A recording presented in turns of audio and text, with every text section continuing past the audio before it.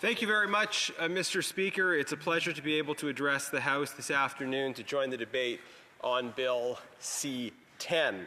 I want to thank the member from Abbotsford South Langley who is covering for me at committee at the moment. Thank you for assisting me so that I could be here and address the House on this important legislation.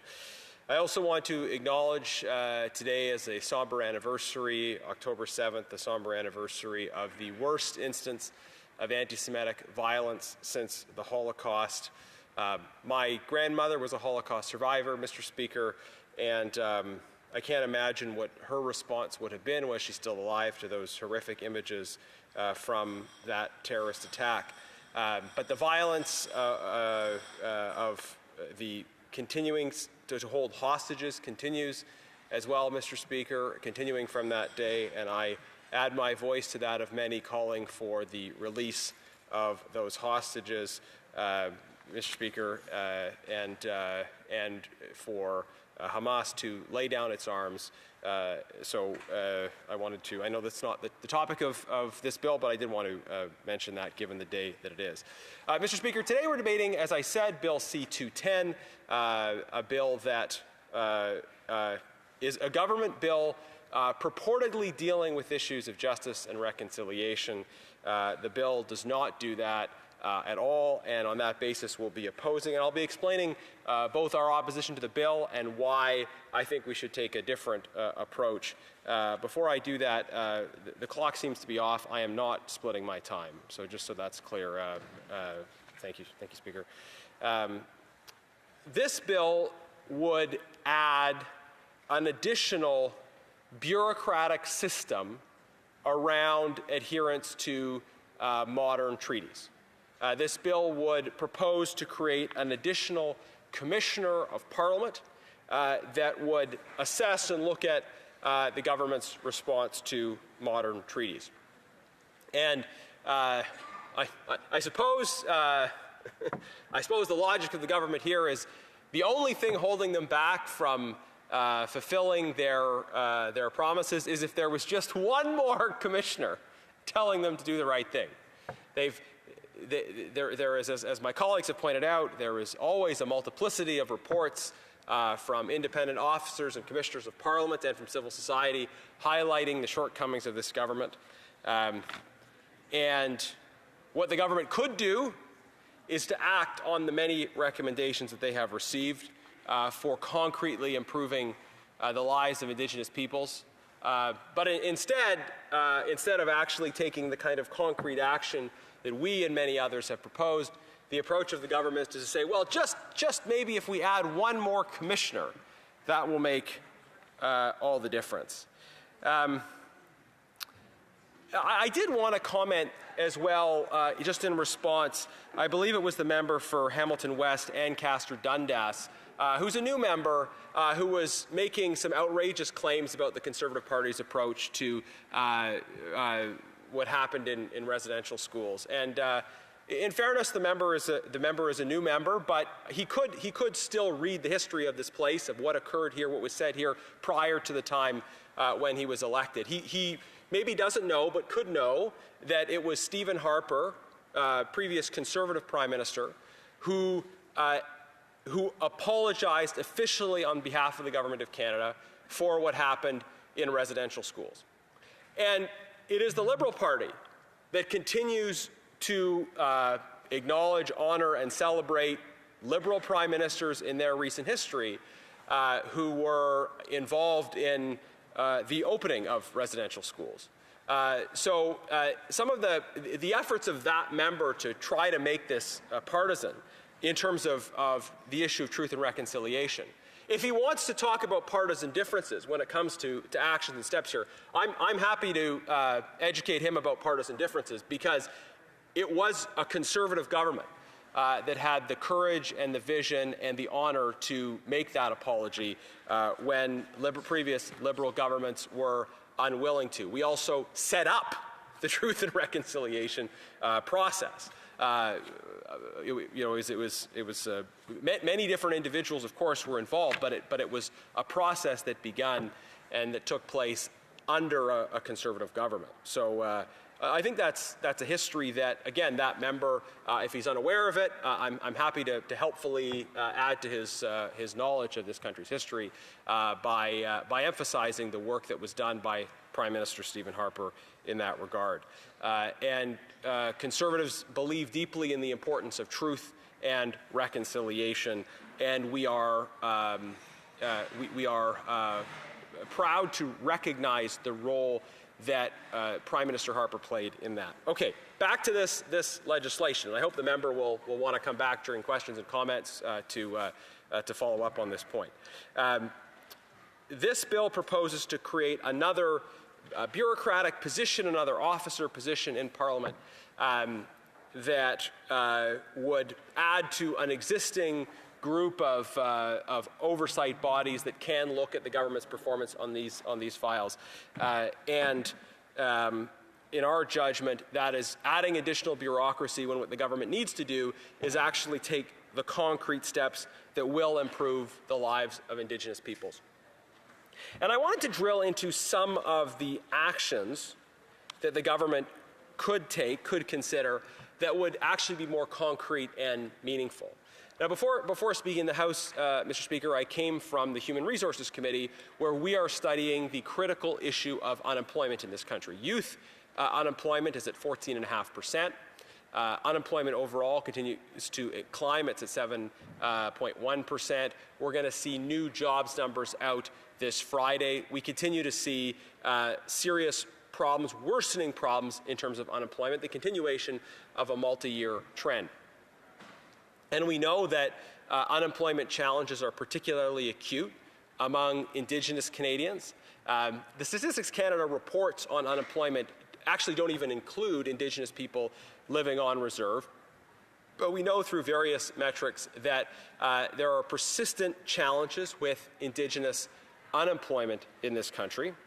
And it's worth noting, as we think about that challenge, that Indigenous people are more likely to live in rural and remote areas proximate to the natural resource sector. So while our employment in the economy overall is substantially impacted by what kinds of policies exist towards the natural resource sectors, employment for Indigenous peoples is disproportionately impacted by policies that relate to natural resource development. And this is actually precisely the testimony we heard this morning, that Indigenous people are represented in employment numbers in natural resource development in much higher numbers than they're represented in employment in other sectors. And as Conservatives, we have championed, as part of a larger reconciliation agenda, the importance of economic reconciliation. That is, policies that provide Indigenous peoples with access to employment opportunities. And if you want to have policies that provide access to employment opportunities for Indigenous peoples, that has to include those sectors in which Indigenous people are more likely to be employed, which is substantially natural resource development. Policies from this government that have blocked at every turn the natural resource sector make it more difficult for Indigenous peoples to find employment. Policies from this government that block natural resource development disproportionately affect Indigenous people seeking employment. That is a reality. Now, some in the government, for ideological reasons, might say, well, it's worth it. That's a price they're willing to pay. But I think they should acknowledge the disproportionate negative impact of their anti-energy policies on Indigenous peoples. Also, what we heard just a few minutes ago at the Human Resources Committee on the issue of resource development was an acknowledgement from experts that the tone, the aesthetic from the Prime Minister's office may have changed around discussion of resources, but the substance has not changed. That although you hear words and sounds that are supposed to give the impression of more interest in resource development, the reality is the policies have not changed. And energy companies looking to create jobs and opportunity here in Canada are asking for the necessary policy and regulatory changes that would unleash economic development and allow for the creation of additional economic opportunities for Indigenous peoples. But the government has not only refused to make those changes, has outright opposed those changes. One obvious concrete example is there are incredible economic opportunities that would be associated with the development of pipeline infrastructure connecting Alberta with export opportunities in northern BC. And we've seen instances of Indigenous nations not only supporting but coming forward as proponents of these kinds of projects, seeing the opportunities that would emerge from these kinds of developments.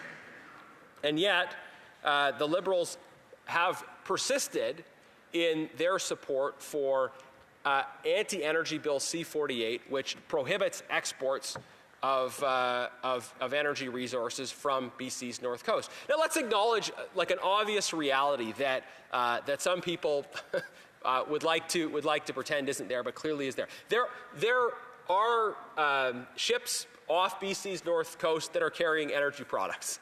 They're just not Canadian ships, right? There is an abundance of traffic in that region that is carrying products that could be exported from Canada. There is no legal way of keeping trade in energy from being in that part of the ocean. It's just a question of whether Canada will benefit economically from the export of our resources, and whether we will allow Indigenous peoples that want to be part of those projects to benefit, or whether the government will continue to keep their head in the sand and ignore these economic realities. Some of us are hearing from time to time about ostriches. There are certainly people in this House who have their head in the sand, and they're the ones across the aisle when it comes to these realities of energy development. The other thing that I want to underline when it comes to measures that would actually improve the quality of life for Indigenous peoples, the government really needs to clean up the mess that they have created in the Indigenous procurement program. We have seen, and in the last Parliament, very directly prosecuted this issue of the Liberal Indigenous procurement scandal.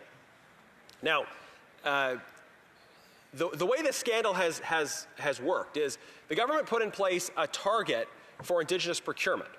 They said, we want to have government procurement, 5% of that be coming from Indigenous businesses.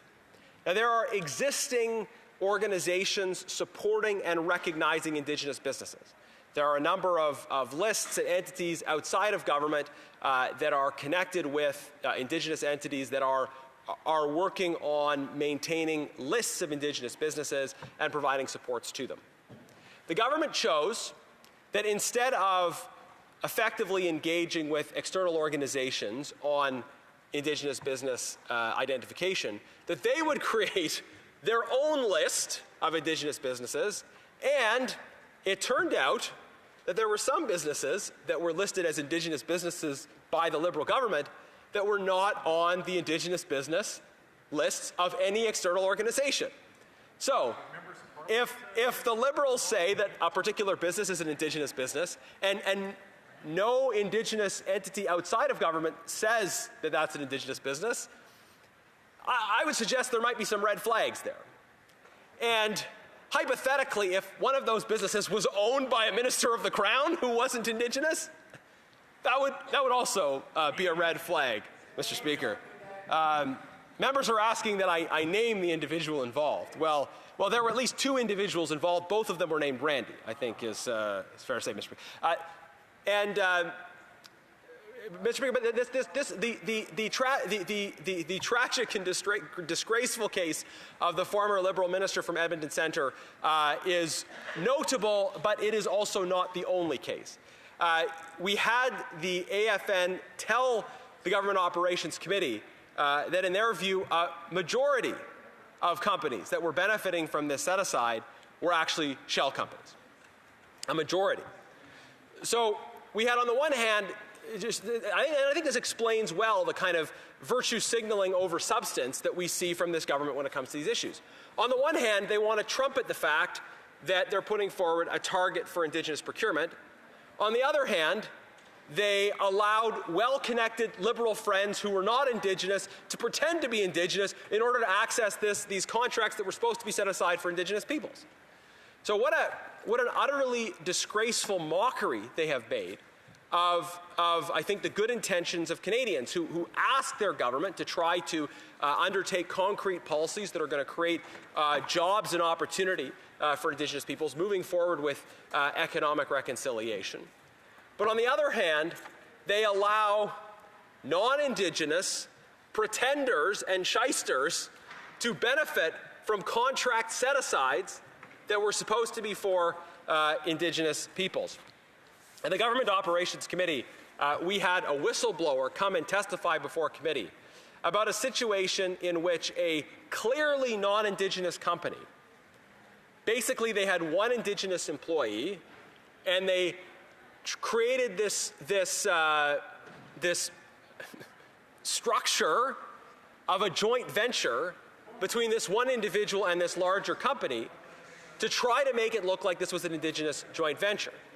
This Indigenous person was clearly taken advantage of in this arrangement, but it allowed the non-Indigenous company to access a significant number of government contracts under the guise of being part of an Indigenous joint venture.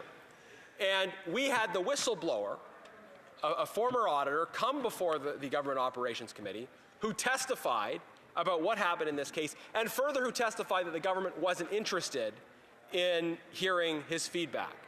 And in fact, he was gradually pushed out from being able to provide this feedback. So because of that, we were able to pass a motion at the Government Operations Committee to probe further this particular case that this former auditor whistleblower was bringing to the attention of the committee. And we had lined up to hear from a number of witnesses, including the company that was part of this joint venture, as well as giving an opportunity to this Indigenous individual who was, I think, taken advantage of in this arrangement. We had a plan to have this study, and of course, the rest is history. The government prorogued Parliament.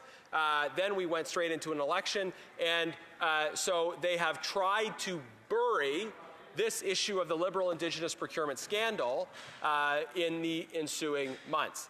But this is very important, and it's something that we need to talk about. And my understanding, Mr. Speaker, is that we will be hearing from the Procurement Ombudsman as well as from the Auditor General at some points in the next year about this Indigenous procurement, Liberal Indigenous procurement scandal. And I certainly look forward to those reports. Unfortunately, what I suspect, like many of these reports that have been done in the past, that we'll see the government ignore the results of these reports. And it will be up to Canadians to look at the work done by the Auditor General and the Procurement Ombudsman and to respond to the fact that these Liberals, while sometimes talking a good game on reconciliation, have actually blocked economic development for Indigenous peoples and allowed a situation in which non-Indigenous fraudsters take advantage of these set-asides by taking contracts that were supposed to be set aside for Indigenous peoples. The Liberals have allowed this to happen. They've, at best, looked the other way in order to make it look like their Indigenous procurement numbers were better than they actually are. And Canadians will see these reports and will be able to respond to this. But meanwhile, the persistence of these scandals underlines just how ridiculous the government's approach is today. Because we've seen these scandals, they've been investigated, there have been auditors who they've maligned and ignored, whistleblowers needing to come to committee to talk about abuses of the Liberal Indigenous procurement program, and now they're bringing a bill saying, well, we're going to create one more commissioner, right? Like, how about they listen to the auditors who have already brought forward problems? How about they prepare to meditate deeply on what will no doubt be a damning report from the Procurement Ombudsman and from the Auditor General? How about they engage in a more substantive and serious way with the work of existing officers of Parliament who are calling them out for corruption and abusive process? And how about instead of focusing on trying to look good on these issues, the government take seriously the need for substantive policy change to catalyze economic development for Indigenous peoples and for all Canadians? How about they focus on the results instead of on trying to continually send signals? And that's all that C10 is, creating an additional officer, an additional Commissioner of Parliament, who they will no doubt ignore, instead of focusing on the real issues and the real solutions that this country and Indigenous peoples need. Questions and comments. Question et commentaire. The Honourable Parliamentary Secretary to the Government House Leader. Yes, thank you, Mr. Speaker. And it's somewhat disappointing in terms of the positioning of the Conservative Party on this legislation. As the day proceeds, it's becoming more and more evident that they will not support Bill C-10. Modern treaties have provided and afforded social and economic development. It has really had a very positive outcome on the whole issue of reconciliation. This legislation is being led by Indigenous community leaders that see the benefit of having a commissioner, an agent of Parliament, who has the experience and the abilities to reflect the many desires that are there within the Indigenous community. And my question to the member opposite is, will he not agree, at the very least, to recognize there would be some value in allowing this bill to go to committee at some point in time? The Honourable Member for Sherwood Park, Fort Saskatchewan. Mr. Speaker, I do want to thank the member for, perhaps unintentionally, but recognizing the good work done by the previous government of Prime Minister Stephen Harper. He said that he believes that modern treaties are important and provide value. He will then appreciate the fact that 5 modern treaties were negotiated under Prime Minister Stephen Harper. And I wonder if members can help me. How many modern treaties were negotiated under Justin Trudeau? Zero. Zero. Okay, wow. Zero. Wow. Okay.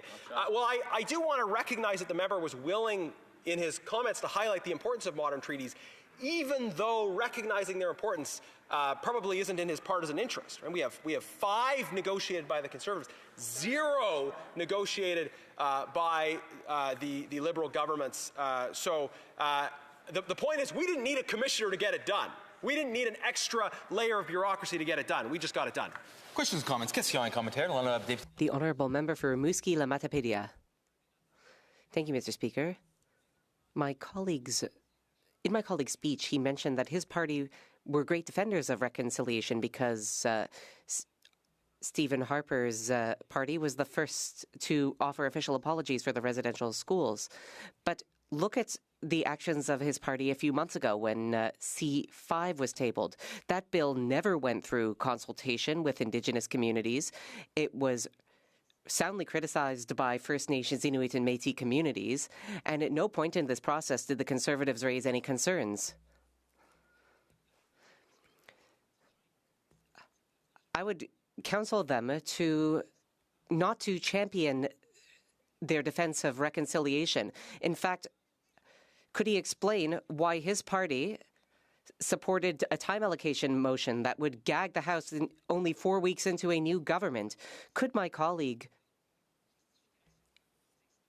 give an explanation for this? Because I doubt he'll be able to find something reasonable to say. Catch one. Monsieur le Président. Mr. Speaker, I agree that there are problems with Bill C-5. We are a responsible opposition party. We did our best to improve that bill. But the fundamental issue is that we need to improve the project assessment process. The Liberals created significant difficulties that stand in the way of getting projects done. Then they said, okay, we'll table a bill that will create exceptions for certain important projects. We hope that we could go a little bit farther than that. But at the end of the day, the system Well, C5 is not a solution to the system. What we need is a new system, one that will reduce obstacles, allow projects to be built in a clear, simple, and fair environment. Comments, young member for Calgary Crowfoot. Thank you, Mr. Speaker. And the member, it was good that he was able to remind members of the House of some historical facts that some members who had engaged in debate who were on some pretty weak ground, I think, in taking such a condescending tone toward Conservatives. And the member reminded this House of the scandal 1 year ago. It seems like a long time ago, but it was really this time last year that if I remember correctly, that the scandal of Indigenous procurement came to light involving a then Minister of the Crown. And I thank him for reminding Canadians of that. And perhaps this government ought to maybe be a little bit less haughty on their defense of this bill and on Indigenous policy altogether. The honourable member for Sherwood Park, Fort Saskatchewan. Mr. Speaker, great points from my colleague. Here's what happened with the former member for Edmonton Centre, the Liberal minister who pretended to be Indigenous and wasn't. And this is part of a pattern. You have people in positions of privilege, elite people, who on the one hand say that they're trying to help those who are disadvantaged, and then they seek to fraudulently appropriate for themselves benefits that were supposed to be set aside for those disadvantaged communities. It's really disgraceful, but it is what has happened under this Liberal Indigenous procurement program. On the one hand, the government's saying they're setting aside benefits for Indigenous peoples, and on the other hand, non-Indigenous people connected to the government appropriating for themselves from taxpayers those benefits. That is what happened with that is what happened in that high-profile case, but that is not the only case. The Liberal Indigenous procurement scandal is much larger than just that instance. We've had multiple instances coming forward of specific cases, and we know the numbers overall, in fact, that we are hearing from Indigenous leadership that a majority of contracts under this program, a majority have gone to shell companies. Questions and comments. Question et commentaire. The honourable member for Kenora Kiiwetinoong. Thank you very much, Mr. Speaker, and I appreciate the colleagues and the member from Sherwood Park, Fort Saskatchewan today. And I want to pick up on that last topic, because the member and I had an opportunity to do some traveling together. We met with some First Nations, in particular Lac de Mille Lac outside Thunder Bay. Had a great discussion there about the procurement process, and we heard firsthand how they did not feel involved. They did not feel that they had opportunity to be involved in that process. And then, of course, we saw that contracts were awarded to many non-Indigenous organizations. So I wonder if the member has any more comments on situations like that, things that he has heard across Canada about how those opportunities have not been there for First Nations and for Indigenous communities across the country. The honourable member for Sherwood Park, Fort Saskatchewan. Well, thank you, Mr. Speaker. I thank my colleague for that question. I guess it was about a year ago now that I was on a road trip across the country, mainly focused on meeting with people in different places on this Indigenous procurement issue. I had a chance to meet with the folks he mentioned in his riding, as well as to meet with the Winnipeg's Indigenous Chamber of Commerce, and visit a number of educational institutions in Western Canada as well. Mr. Speaker, this was a great opportunity to talk to people outside of the national capital about what the real impacts are of various government policies in this regard. And I can tell you that the economic reconciliation agenda is so important to Indigenous peoples across this country. They want to see government policies that are supportive of economic development, of prosperity, of opportunity. And part of that issue is addressing the underlying economic challenges facing this country as a whole. If we are able to address those problems, we will all be better off, but also clearing up some of the abuses and the problems in these programs that are supposed to benefit Indigenous people and are not. Questions and comments. A brief question, the member for Winnipeg North, 30 seconds. Yes, thank you, Mr. Speaker. I wonder if the member could provide his thoughts in regards to why it is that Stephen Harper, for example, refused to support the Kelowna Accord, which provided many of the things in which the member just finished talking about. He's not talking about Bill C-10, so maybe he could provide a specific answer. Why does the Conservative Party continue to put up roadblocks in terms of development and support for health, education, and other activities within Indigenous communities by working with Indigenous community leaders? Member for Sherwood Park, Fort Saskatchewan, a brief response. Mr. Speaker, as we've seen for the last 10 years, the approach of these Liberals is not addressing the issues. Conservatives have a plan, have a vision that supports strong Indigenous nations that are developing economically, that control their own resources, that control their own futures. And that is why our party is proud to have growing presence and representation from Indigenous leaders who are excited about our agenda.